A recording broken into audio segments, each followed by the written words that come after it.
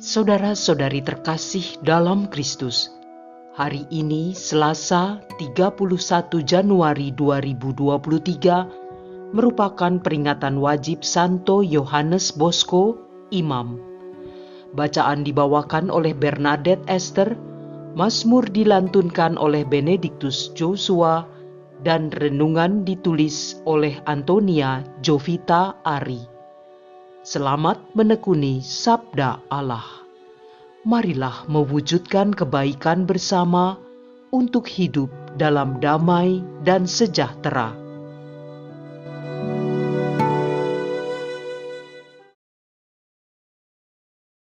Dalam nama Bapa dan Putra dan Roh Kudus.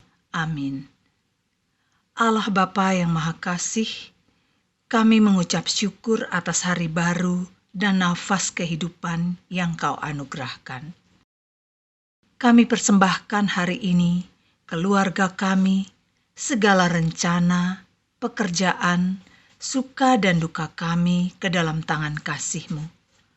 Mampukan kami mengisi hari ini dengan hal-hal yang berkenan bagi-Mu. Demi Kristus Tuhan dan pengantara kami. Amin. Bacaan dari surat kepada orang Ibrani, bab 12, ayat 1 sampai 4. Saudara-saudara, kita mempunyai banyak saksi bagaikan awan yang mengelilingi kita.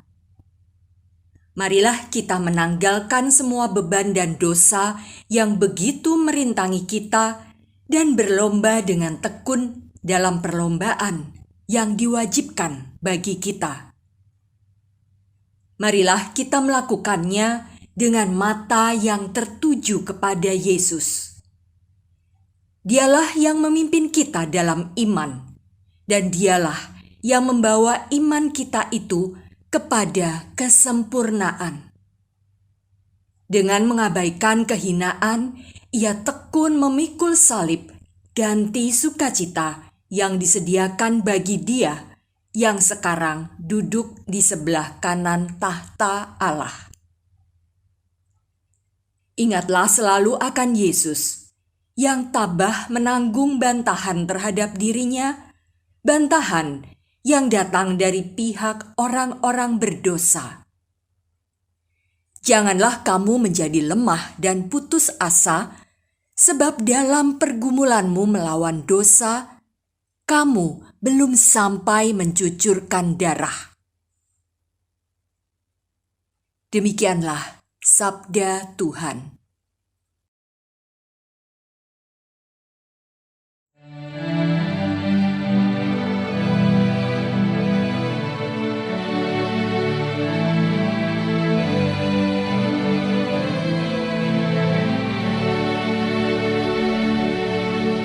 Orang yang mencari Engkau ya Tuhan akan memuji Engkau. Nazarku akan kubayar di depan orang-orang yang takwa. Orang miskin akan makan sampai kenyang. Orang yang mencari Tuhan akan memuji-muji Dia. Biarlah hati mereka hidup untuk selamanya. Orang yang mencari Engkau ya Tuhan akan memuji Engkau. Segala ujung bumi akan menjadi sadar, lalu berbalik kepada Tuhan. Segala rumpun bangsa akan sujud menyembah di hadapannya.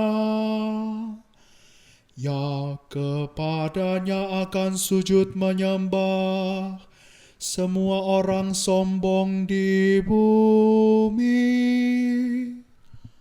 Di hadapannya akan berlutut semua orang yang telah kembali ke pangkuan pertiwi.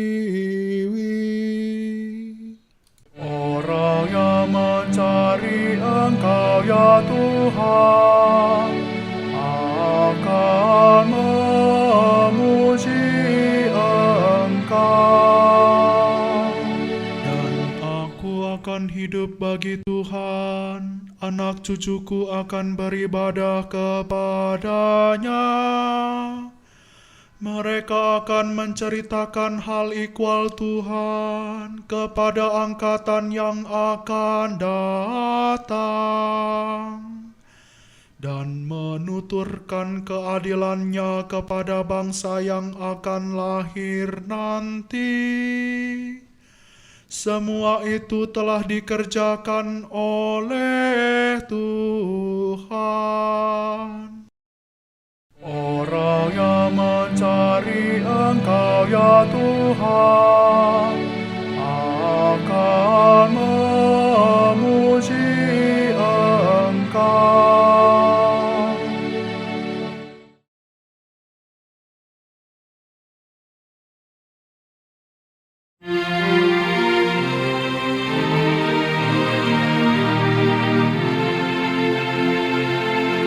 Haleluya.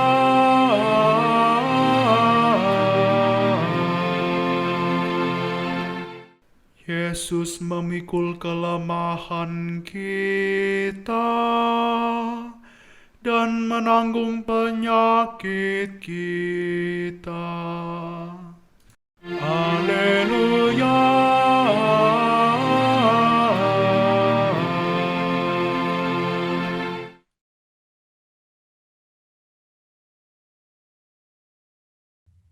Inilah Injil suci menurut Markus, bab 5 ayat 21 sampai 43. Sekali peristiwa, setelah Yesus menyeberang dengan perahu, datanglah orang banyak berbondong-bondong, lalu mengerumuni Dia. Ketika itu Yesus masih berada di tepi danau. Maka datanglah seorang kepala rumah ibadat yang bernama Yairus. Ketika melihat Yesus, tersungkurlah Yairus di depan kakinya. Dengan sangat ia memohon kepadanya, "Anakku perempuan sedang sakit, hampir mati. Datanglah kiranya dan letakkanlah tanganmu atasnya, supaya ia selamat dan tetap hidup." Lalu pergilah Yesus dengan orang itu. Orang banyak berbondong-bondong mengikuti Dia dan berdesak-desakan di dekatnya. Adalah di situ seorang perempuan yang sudah 12 tahun lamanya menderita pendarahan. Ia telah berulang-ulang diobati oleh berbagai tabib sampai habislah semua yang ada padanya, namun sama sekali tidak ada faedahnya, malah sebaliknya, keadaannya makin memburuk. Dia sudah mendengar berita-berita tentang Yesus. Maka di tengah-tengah orang banyak itu, ia mendekati Yesus dari belakang dan menjamah jubahnya. Sebab katanya, "Asal kujamah saja jubahnya, aku akan sembuh." Sungguh, seketika itu juga berhentilah pendarahannya dan ia merasa badannya sudah sembuh dari penyakit itu. Pada ketika itu juga, Yesus mengetahui bahwa ada tenaga yang keluar dari dirinya. Maka ia berpaling di tengah orang banyak itu dan bertanya, "Siapa yang menjamah jubahku?" Murid-muridnya menjawab, Engkau melihat sendiri bagaimana orang-orang ini berdesak-desakan dekatmu. Bagaimana mungkin engkau bertanya, siapa yang menjamah aku? Lalu Yesus memandang sekelilingnya untuk melihat siapa yang telah melakukan hal itu. Maka perempuan tadi menjadi takut dan gemetar sejak ia mengetahui apa yang telah terjadi atas dirinya. Maka ia tampil dan tersungkur di depan Yesus. Dengan tulus ia memberitahukan segala sesuatu kepada Yesus. Maka kata Yesus kepada perempuan itu, "Hai anakku, imanmu telah menyelamatkan engkau. Pergilah dengan selamat dan sembuhlah dari penyakitmu." Ketika Yesus masih berbicara, datanglah orang dari keluarga kepala rumah ibadat itu dan berkata, "Anakmu sudah mati. Apa perlunya lagi engkau menyusahkan guru?" Tetapi Yesus tidak menghiraukan perkataan mereka dan berkata kepada kepala rumah ibadat, "Jangan takut, percaya saja." Lalu Yesus tidak memperbolehkan seorang pun ikut serta, kecuali Petrus, Yakobus, dan Yohanes, saudara Yakobus. Dan tibalah mereka di rumah kepala rumah ibadat, dan di sana Yesus melihat orang-orang ribut, menangis, dan meratap dengan suara nyaring. Sesudah masuk, Yesus berkata kepada orang-orang itu, "Mengapa kamu ribut dan menangis? Anak ini tidak mati, tetapi tidur." Tetapi mereka mentertawakan dia. Maka Yesus menyuruh semua orang itu keluar. Lalu ia membawa ayah dan ibu anak itu, dan mereka yang bersama-sama dengan Yesus masuk ke dalam kamar anak itu.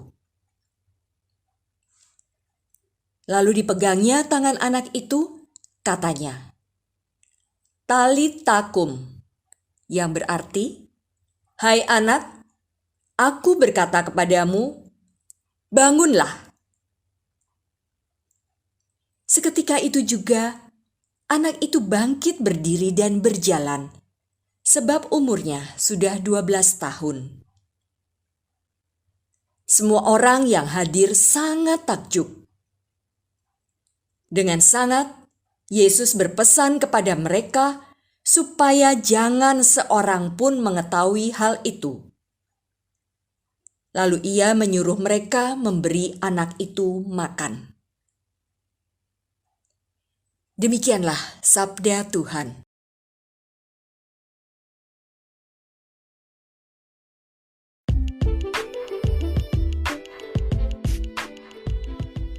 Perjuangan memelihara iman. Renungan dibawakan oleh Antonia Jovita Ari.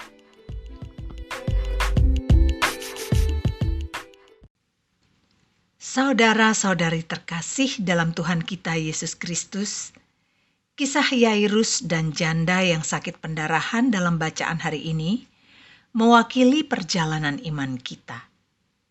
Dalam Injil dikisahkan, putri Yairus sedang sakit dan hampir mati.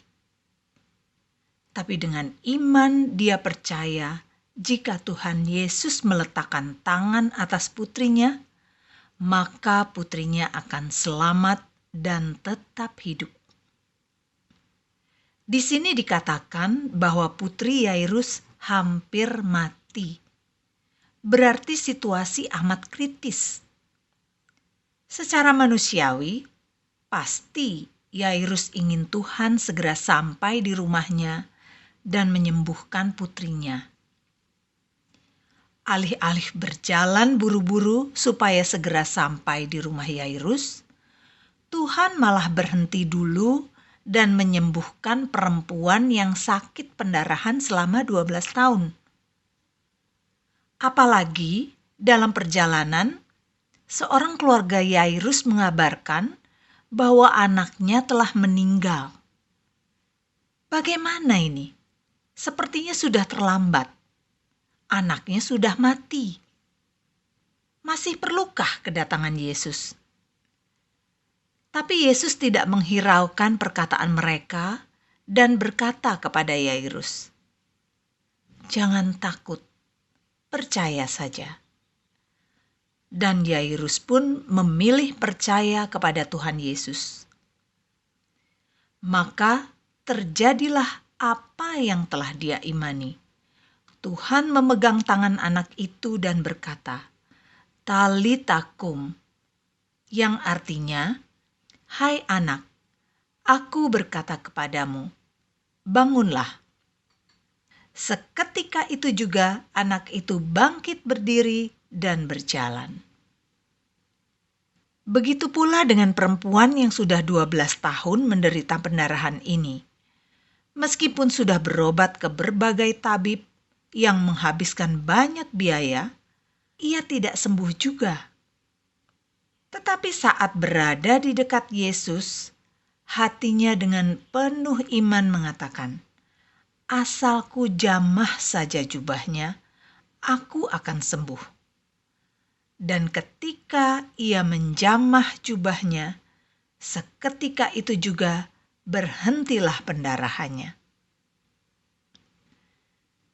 Dalam kehidupan kita, ketika datangnya pertolongan Tuhan terasa lama, seperti yang terjadi pada Yairus, atau bahkan terlambat di mata manusia, maka mulai timbul perkataan dari dalam diri sendiri maupun dari luar yang mulai menggoyahkan iman kita.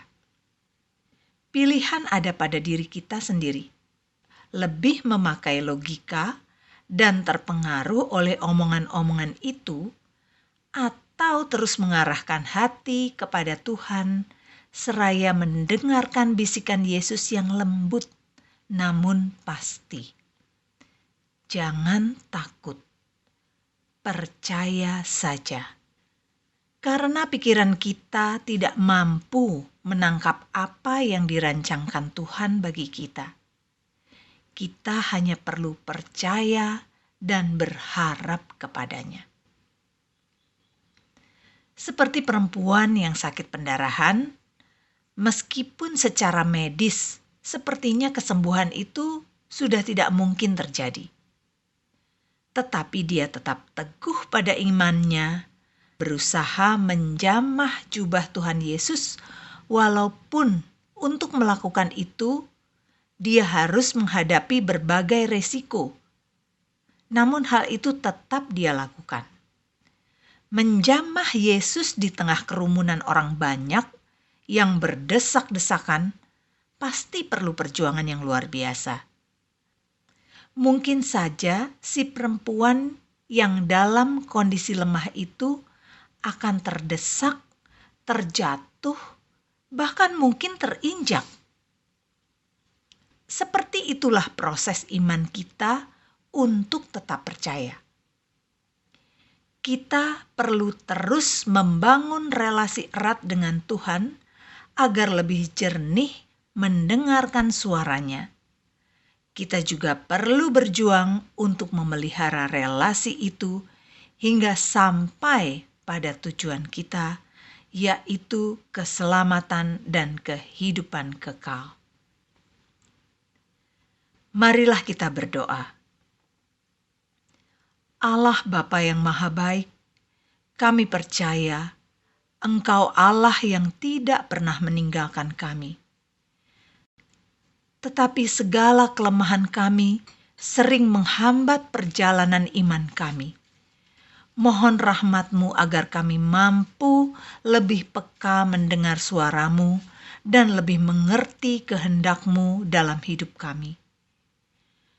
Doa ini kami panjatkan dengan pengantaraan Yesus Kristus Putramu yang terkasih, yang bersatu dengan Dikau dalam persekutuan dengan Roh Kudus, Allah yang hidup, kini dan sepanjang masa. Dalam nama Bapa dan Putra dan Roh Kudus. Amin.